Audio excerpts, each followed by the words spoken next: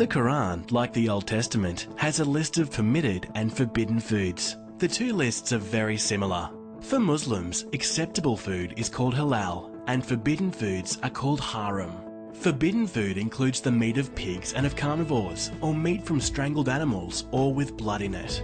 In both Mecca and Medina, Muhammad lived in a multi-religious society, alongside Jews, Christians, and idol worshippers. The Muslims did not slaughter all their own food. Surah 5 verse 5 tells us that the food, including slaughtered animals, of the people of the scripture, that is, Jews and Christians, is lawful for Muslims. Muhammad himself ate meat from a sheep that had been prepared by a Jewish woman. Eating food slaughtered and prepared by non-Muslims was acceptable.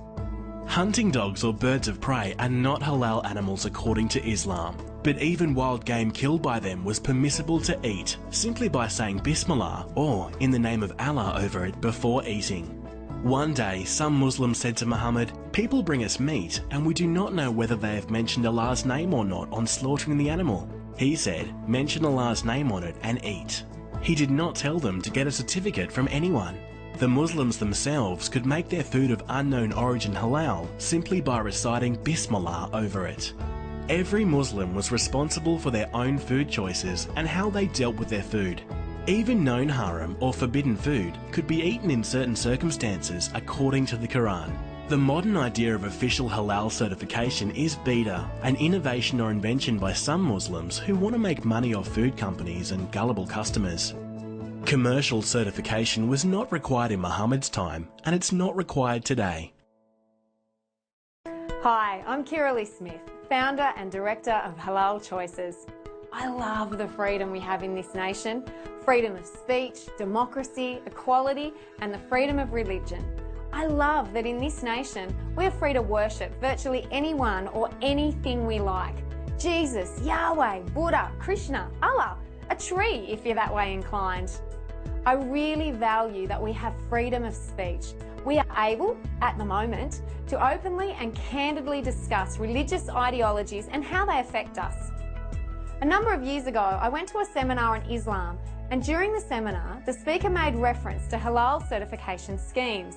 As a wife and mother who does the shopping, that resonated with me, and I thought, that is one thing that directly affects me and I could do something about it. I wanted a choice about what I spent my family's hard-earned dollars on. I came home and tried to find a list of halal certified products on the internet. What I discovered was astounding. After about 4 hours of searching and foot stomping, I realised there was no comprehensive list of halal certified products.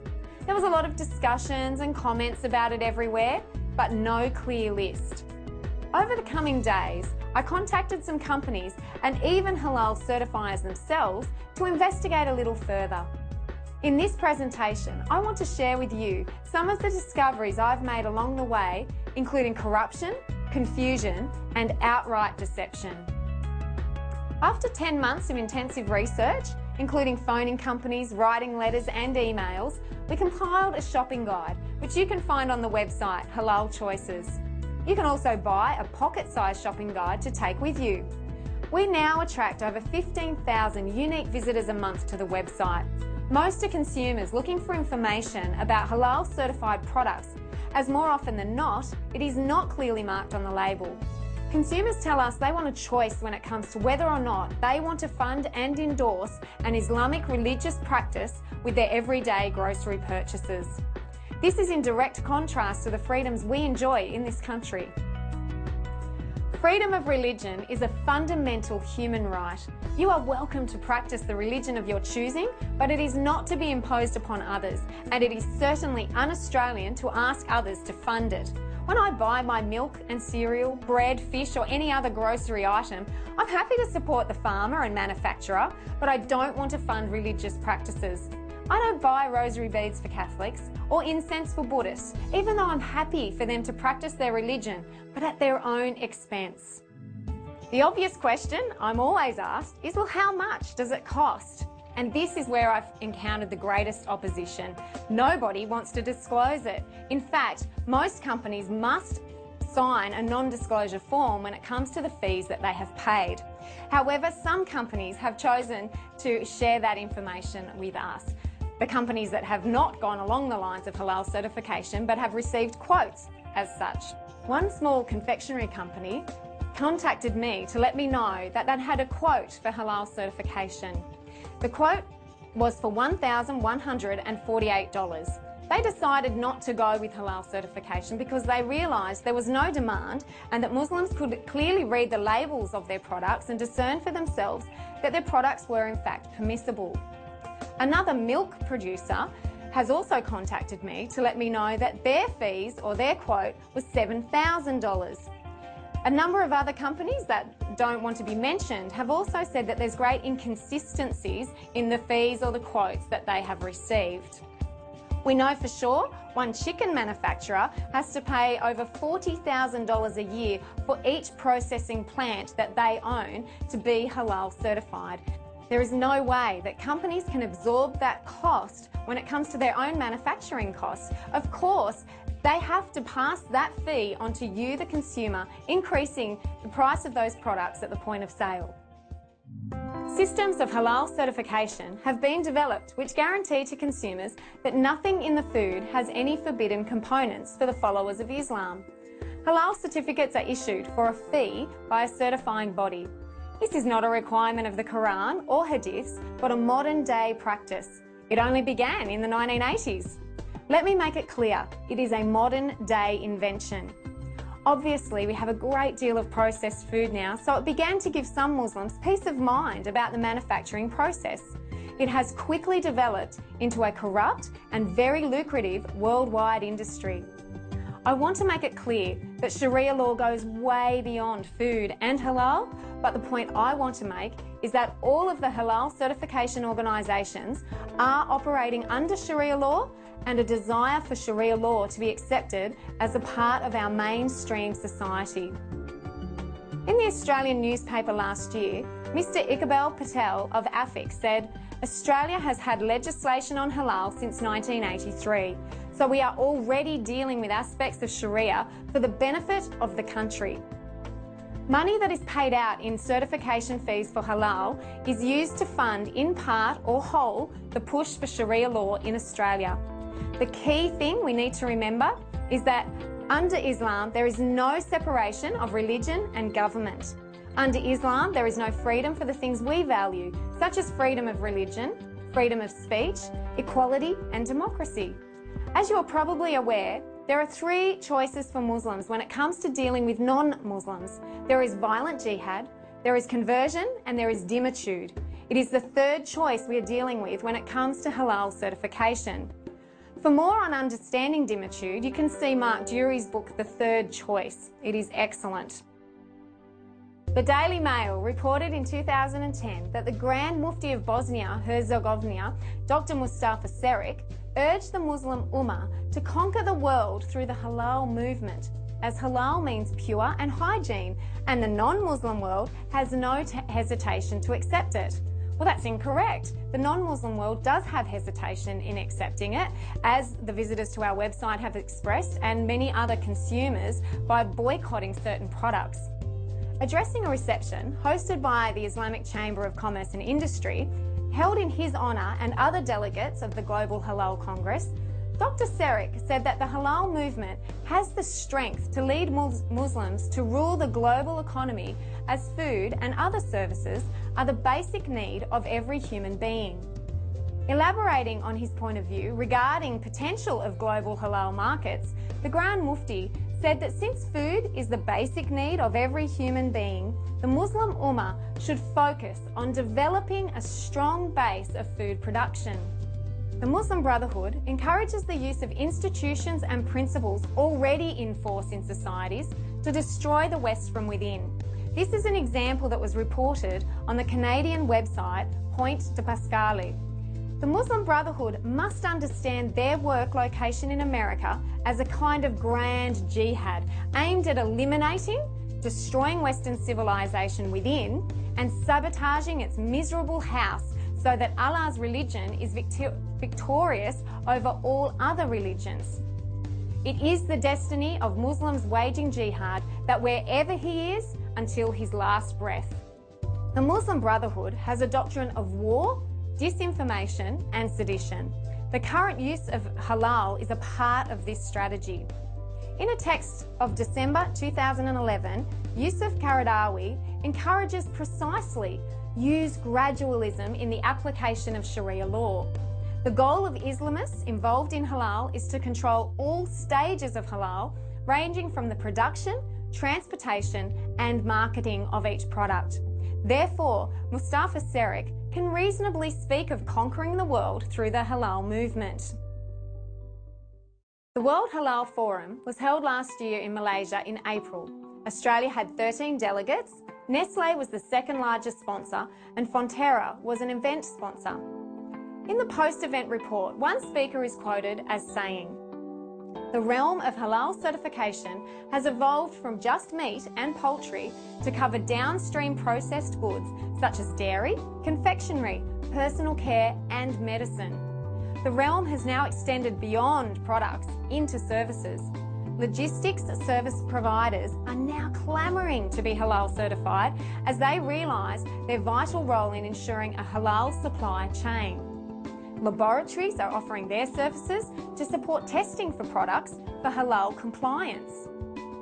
I have even read about halal hubs in Malaysia where there are gated industrial communities and everything inside is halal certified, from the transport to the buildings to the products and even the finance." Muslim Village claimed in July it is a $2.9 trillion halal market, and that is growing 20% a year.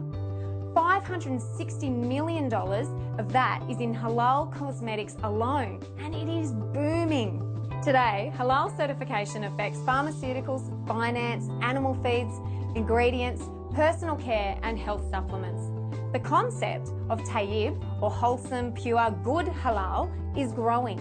This concept requires that halal processes be adhered to at every level of production, including the feed that the livestock eats, the financing of the business, the logistics processes, and so on. This will have a huge impact on economies and methods of practice. In Australia, if this is adopted, it will affect primary producers, manufacturers, investors and retailers in ways we can only begin to comprehend. So for example, this would mean the grain that the cattle eat is halal certified. So is the trough it eats out of, the farm it lives on, the drenches and the medicines used, the vehicles it is transported in, the abattoir it's slaughtered in, the packaging it is packed in, the transport again, and finally the shop it is sold in. And the financing all the way would have to be Sharia compliant. This is really big. To be Sharia compliant means that the companies cannot use their money to invest in other companies like the pork industry, the alcohol industry, even our defence forces. Countries like Brunei, who have depended on oil for income, are now branching into halal certification because of the huge dollars to be made. It's up there with oil. The Chief Executive Deputy of Al Islami Foods, Hamid Badawi, stressed on the importance of creating a global standard for the halal industry as a step towards transforming it into a global economic power. From the website halalfocus.com.au in 2011, this quote comes, "For marketers who are keen to sow the seeds of brand loyalty at a young age, the Arab Spring ought to be a wake-up call that it's time to move beyond glib generalisations and get to know Muslims better." We see that there are approximately 780 million Muslims in the global population. This makes up about 43% of all people. 11% of those are Muslims under the age of 25. This is not going to go away. We can't ignore it and pretend, "She'll be right, mate." There are clear strategies and deliberate steps being taken right now to merge these industries in such a way that Islam won't need all-out violent jihad to dominate the world. It is being done by stealth, and you and I in many cases are funding it through our everyday grocery purchases. The list of halal certified products is outrageously long and includes products such as milk, bread, honey and nuts. the Islamic Coordinating Council of Victoria clearly states on its website that the following products are intrinsically halal. That is, they are naturally already permissible for Muslims to consume and they don't require any form of certification. The following products are definitely halal without a certificate: milk from cows, sheep, camels and goats, honey, fish, plants which are not intoxicant, fresh or naturally frozen vegetables, fresh or dried fruits, legumes and nuts like peanuts, cashew nuts, hazelnuts, walnuts, grains such as wheat, rice, rye, barley and oats. I emailed the link to this page to Capilano Honey after I discovered they were paying for halal certification. This was their response. Dear Kirali, while we appreciate that honey is considered halal under Islamic law, it is our customers' requirement to provide halal certification in order for us to conduct business with them. Money talks and rational thought is simply out the window because some Muslim organisation somewhere is threatening Capilano that they will lose business if a product that is already permissible doesn't have a certificate. That sounds like extortion to me. The fascinating thing is that there are many products on the list that do not need to be halal certified. They are already halal or permissible or lawful by nature. A peach in its own juice does not need a certificate to inform a Muslim it is lawful to eat. But someone, somewhere, has convinced SPC to go through this process and come out with a certificate. Lee Kum Kee has paid for certification on many of their sauces, including one for honey, garlic, spare ribs. Muslims don't even eat pork. What about hot cross buns for Easter? You really do have to ask the question, who is the halal certification for? In these last two instances, these products are not for Muslims, and yet companies are paying fees to an Islamic organisation for the sole purpose of certifying their products for the Muslim market. Paul Sheehan wrote an excellent article for the Sydney Morning Herald about Cadbury paying to halal certify their Easter chocolate range. It just doesn't make any sense. Other than to show this is a dhimmi tax, a jizya if you like, it is Islam exercising the third choice over our nation. One argument companies like to use to justify certification is that it opens up a huge export market. Can someone please explain then why nearly every fresh loaf of bread you buy in a supermarket or fast food chain outlet has paid for halal certification? That's right. I have 23 pages of halal certificates for breads from Aldi, Best Buy, Buttercup, Black & Gold, Coles, Drake, Foodland, Good Stuff, Golden Crumpets, IGA, No Frills, Savings, Abbott's Village Bakery, Baker's Life, Balfour's, Clear Wrap, Fisher's, Franklin's, Goldmax, Home Brand, Hot Baked, Independent Bread, Jackaroo, Maxi, Naked Bread, Restaurant Bread Range, Richie's, Smart Buy, Bud's Shed Bread, Sunbless, Texas Toast, Super Barn Bread, WA Country Bakers Brand, Woolworths, Boss Hog, Brody's, Burger King, Chicken Treat, Dinkum Dogs Hot Dog Rolls, High Top, Tip Top, Hog's Breath, Holden, Homestead, Hungry Jack's, KFC, Oporta, Red Rooster and Wendy's. Parmalat also have a huge list of halal certified products, most of them being the white milk you buy in supermarkets every day. White milk does not need to be certified. The other thing is they don't mark their labels clearly to show that they have paid for this Islamic certification on their product. They displayed the certificates on their websites, but because of the negative feedback they received, they have now been removed, even though they're still paying for this halal certification. Thankfully, there are companies like A2 Milk who are somewhat educated and know that their milk is already permissible and will not pay an Islamic organisation a fee to endorse them. You have to understand, this is about a global push for Islamisation. A chicken supplier from Western Australia contacted me after he had lost over $120,000 over a 3-year period because he refused halal certification. This man ran his own business and he would go to Steggles, pick up the chickens and take them to takeaway shops. Steggles became halal certified and so did a number of the takeaway shops. This man was approached by an halal certification agency and was told that he would now need to have his van halal certified. He would have to pay a fee, which was several $100s at the time, so that he could also be considered halal certified. You see, if a chicken is slaughtered halal and wants to be retail sold as halal, it also needs to be transported according to halal certified principles. He didn't want to pay it. Nothing had to change in his van or his transport methods. It was just a matter of handing over hundreds of dollars to say that his transport was halal certified. He paid it for a year or two and then decided, what a waste of money, I don't want to pay it anymore, so he stopped paying it. He was pressured by the imam to continue paying, but he said, no, I'm not going to pay this fee. Then what he realised was that one by one, the chicken retail outlets were beginning to boycott him. They said, we cannot buy your chickens unless you are halal certified. He realised that they had been pressured by the certification companies to say, don't buy your chickens from him. Over 3 years, he stood his ground and refused to be halal certified. As I said, he lost over $120,000 in business during those 3 years. In frustration, towards the end of his career, he decided he would go back to the imam and say, all right, I will pay the few $100s, get my van certified, even though I think it's a rort and it's ridiculous. The imam smiled and said, sure, we will halal certify you. However, the fees have gone up. You need to pay for the last 3 years that you were not halal certified, and I'm going to fine you. This poor man agreed. He was so at the end of his tether. But this is the sort of pressure that some businesses are facing when it comes to halal certification. A former employee of King Island Dairy told me a very interesting story. A number of years ago, when he was working there, King Island Dairy decided to pursue halal certification. They contacted a number of these agencies, and one in particular was very keen for the extra business.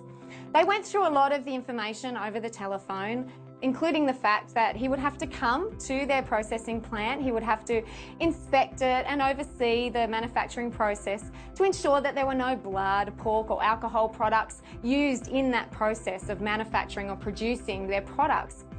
When they decided, yes, we would like to continue with this, we'll go further, the King Island Dairy representative explained, you'll have to come down to King Island, and the Islamic certifier asked the question, where's King Island?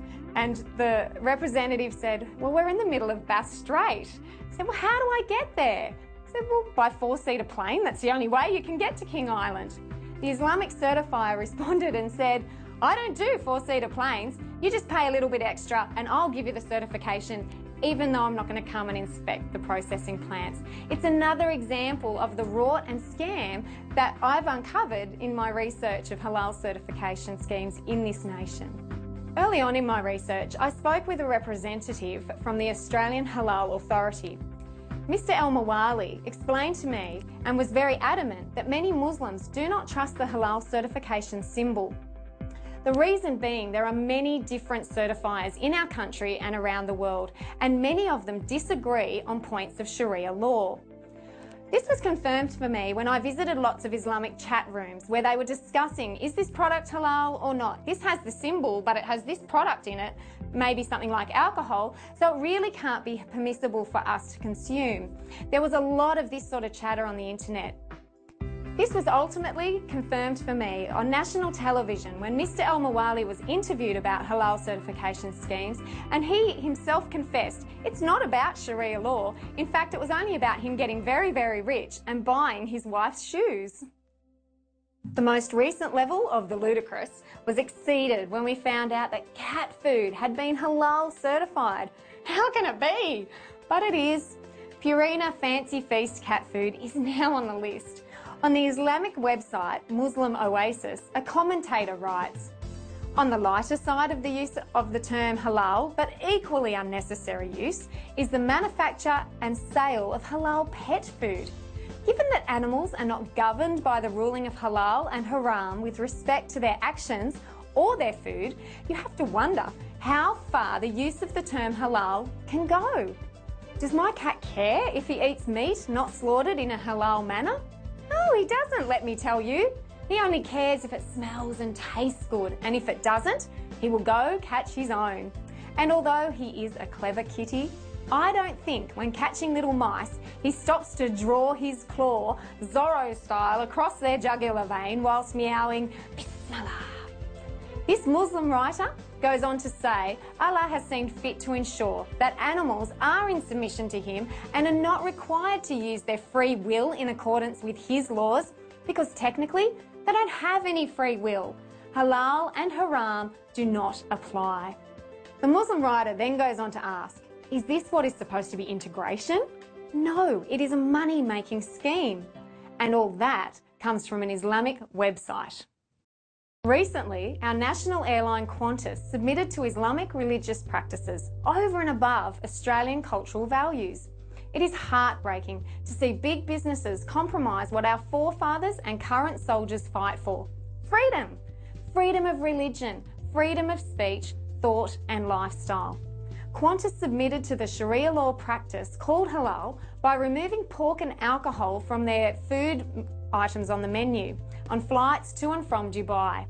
It all comes under Sharia law. Qantas are now Sharia compliant on those flights. They've conformed to a religious ideology that is trying to dominate us and is oppositional to our way of life. On their Facebook page, Qantas tried to allay people's fears with the following statement. On flights to and from Hong Kong and China, our menus include regionally inspired dishes such as stir fries, and to Singapore we have noodle options. Yes, Qantas, these are options. Not every passenger is forced to eat noodles. There are choices. If, however, you fly to Dubai, you must conform to Islamic Sharia law regardless, and you have no choice. Others have tried to argue that the handlers in Dubai won't handle the pork scraps. That's rubbish. Don't pardon the pun. You can buy pork products in Dubai. Qantas have blatantly upheld Sharia law over and above Australian values and standards of choice, a fair go and freedom. Where will this end? As consumers, we have to understand the full impact of Sharia law. Airlines may have to start reconsidering their employment options and not be able to employ people because of their sexual preferences. They will have to reassess their dress codes because that may offend some passengers according to their religion. Where will the line be drawn? The Sydney Morning Herald reported that the Supreme Islamic Council of Halal meet in Australia, Mr Khan of the Al Faisal College at the time, and the Australian Federation of Islamic Councils were careful in their interview not to make any public allegations against those in charge, but they have made claims that money from halal meat rights could end up in the hands of Islamic extremists. This, of course, has been proven a number of times. For example, it was reported in 2008 that the Holy Land Foundation was one of the biggest Islamic charities in the United States before its closure late in 2001, and said then that it focused on disaster relief and aid to Palestinian refugees. Prosecutors, however, said money was funneled to the militant group Hamas. Another website reports when a French consumer buys halal food, part of the price paid goes as a fee to halal Islamic experts. Some of those experts are certified by the Union of Islamic Organisations in France, which the Simon Wiesenthal Centre reports has strong ties to the Muslim Brotherhood, a transnational political organisation that supports terrorism. CBN reported a few years ago when the French journalist and author Alexandre Duval began investigating how the Muslim Brotherhood was attempting a mafia-style takeover of France's halal food industry, his life was threatened. Nearly 60% of halal food is controlled by organisations belonging to the Muslim Brotherhood, he explained. Just last year in Canada, the Islamic charity Irfan lost its charity status. The Pointe de Pascal researchers show on this graph how nearly $15 million was funneled to the terrorist group Hamas. Here we can see that public institutions in Canada, such as hospitals, prisons, schools and military bases, along with general wholesalers, were paying halal certification fees to slaughterhouses run by the Muslim Association of Canada. MAC was then giving money to the Islamic charity Irfan, who in turn funneled $14.6 million to Hamas, a terrorist organisation. If money from halal certification is being used to fund terrorism overseas, then it is reasonable we ask the question here in Australia, where does the money go? It is time our government led some sort of inquiry or investigation to answer this question. This is an issue for all Australians, and as stated by Muslims and non-Muslims alike, Sharia law is already creeping into our nation. It is our choice to determine how much further it will creep. Our greatest enemy in these things is not Islam. It is not halal certification. It's not the politicians or the multinational companies. Our greatest enemy is apathy. Apathy is the glove into which evil slips its hand. If we do nothing, we will be overtaken in this issue. If we hold on to the attitude, she'll be right, mate, we'll too soon discover that she will not be right, mate. If we think it is someone else's problem, we will soon discover that the implications could affect us all. If less than 2% of this nation can influence so many industry giants, what do you think 98% of us could do? You can buy a shopping guide which lets you know which companies have paid this Islamic religious fee from our website www.halalchoices.com.au. What will surprise you most about this guide is the amount of companies who pay this certification fee but refuse to put the information on the labels. Major companies like Nestle, Sanitarium and Kellogg's are all paying for this Islamic religious practice, and yet they do not respect the consumer enough to clearly mark it on the label. As consumers, it is time to let the companies know that you want that information on the label so you can make a real choice at the point of sale. We have seen some companies change their mind regarding halal certification as a direct result of letters written by members of the public. Your voice does make a difference. You can write letters to your local politicians and express your concerns. With any letter you write, can I encourage you to be polite but uncompromising? There are men and women in government who want to hear from you about this issue. We do live in a free and tolerant society. Australia is a great nation, and I believe it is necessary to have this discussion. Don't be shouted down. You're not a racist or a bigot because you have concerns about fundamental Islam or halal certification. Talk, share and discuss this important issue with your family and friends. The Q Society hold meetings in most capital cities of Australia to have a reasonable and rational conversation about Islam and how it affects us all. Visit their website for more information and meeting details. Together we can make a difference and ensure that all Australians have a choice when it comes to halal certification.